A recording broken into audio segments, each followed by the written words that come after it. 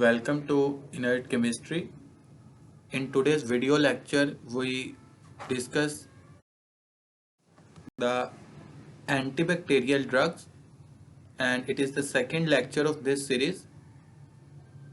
In the previous video, we discussed about the various classifications of antibacterial drugs. Out of these, the first class is beta-lactams,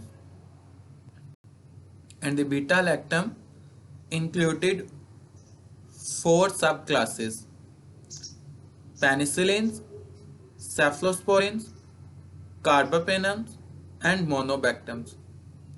In today's video, we start to discuss about these. First of all, we see that what are beta-lactam drugs. The beta-lactam are a class of antibiotics, and it includes penicillins, cephalosporins, carbapenems, and monobactams. The beta-lactams are characterized by the presence of beta-lactam ring in their chemical structure. Means that they are having a special ring in their structure, that is beta-lactam. This ring is essential for the antibacterial activity of these drugs. Here you see that what is beta-lactam ring?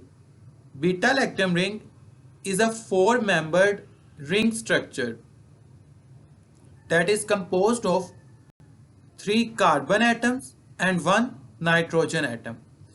Here you see that this is the beta-lactam ring. It includes 1, 2 and 3 carbon atoms and 1 nitrogen atom present in it. This is a beta-lactam ring, and this ring is the basic structure that is present in all penicillins, cephalosporins, carbapenems, and monobactams. Thanks for watching this video. In the next video, we see that what is the mechanism of action of beta-lactams. You will have to remember in this video that what are beta-lactams, and also learn the 4 subclasses of the beta-lactams, that are penicillin, cephalosporins, carbapenems, and monobactams.